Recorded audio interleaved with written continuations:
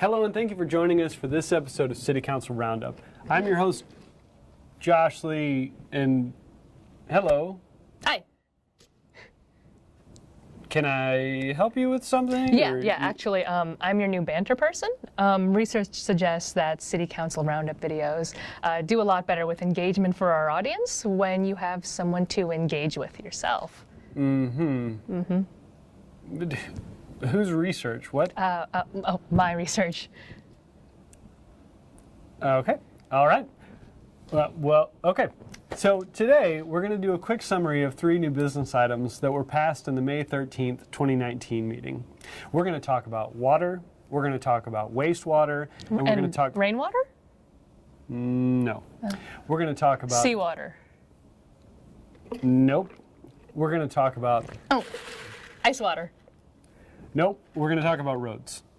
Roads. We're going to talk about roads. Roads. Sorry. Obviously.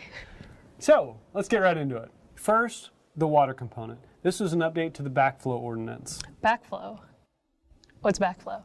Backflow is water that is in somebody's house or a business that is sucked back into the collective water system. Oh, okay. And they're trying to prevent that. Yeah, that sounds gross. Yeah. Okay. So this was a recommendation to update the cross-connection and control of the backflow ordinance in Pearland to enforce backflow prevention for any water source that could cause harm to the system and its water quality that's provided by establishing an annual test requirement and registration fee for testers to make sure they are legitimate. So there are really a couple components to this. The requirement really is a good practice, but it's also a necessity for the city. Other large systems such as Sugarland already have a system like this in place, but it's complex and difficult to start up, so now is a good time to have the conversation. The challenge here is that this is a requirement by the Texas Commission on Environmental Quality, but it's up to the local entity to decide how it's executed.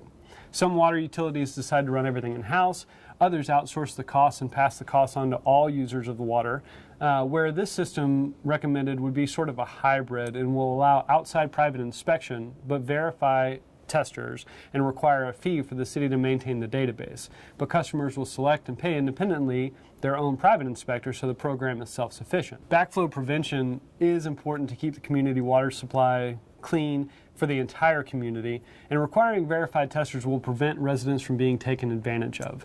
But telling residents they have to pay for something by law where they haven't before is never easy.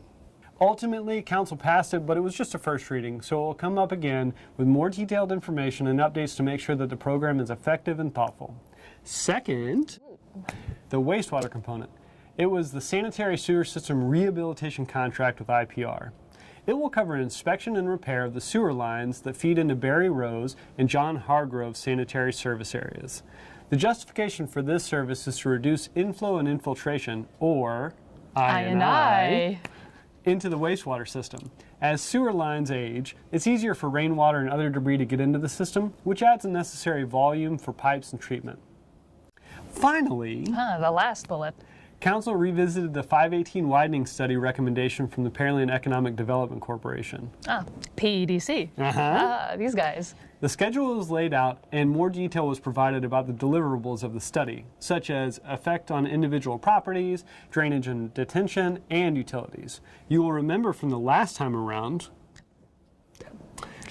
that the goal of this study was to provide recommendations to TxDOT early in the planning phase before the State Transportation Agency, who will run the ultimate widening, locks in on a design. The additional information and further conversation between council, staff, and representatives from Kimley Horn, the company that will provide the study, answered all the outstanding questions. So expect to see study results around the end of the year.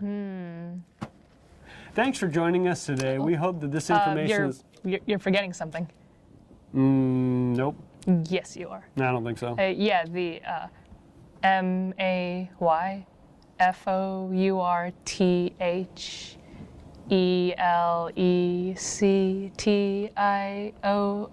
Oh, right. INPEARLAND. Okay, I think I get the picture now. TX. Yep. Okay. Yep. Bonus content. So, there was a special meeting before the council meeting last night for canvassing returns and declaring results from the general and bond elections held on May the 4th. 2 council members were sworn in, and the runoff election was ordered for position 1. That election will be held on Saturday, June 8th, with early voting easily available. So get out there and vote, and June the 8th be with you. That only works for May the 4th. That's all the time we have for today. Thank you for joining us. We hope that this series makes the information easy to understand and useful for those that are interested. As always, you can find links to more detailed information below or by visiting pearlandtx.gov. Feel free to leave a comment if you have any questions or suggestions, or click here to watch the most recent City Council Roundup, or here to subscribe to the channel. And feel free to follow us on the Book of Face or Twitter. That's Facebook or Twitter. Okay.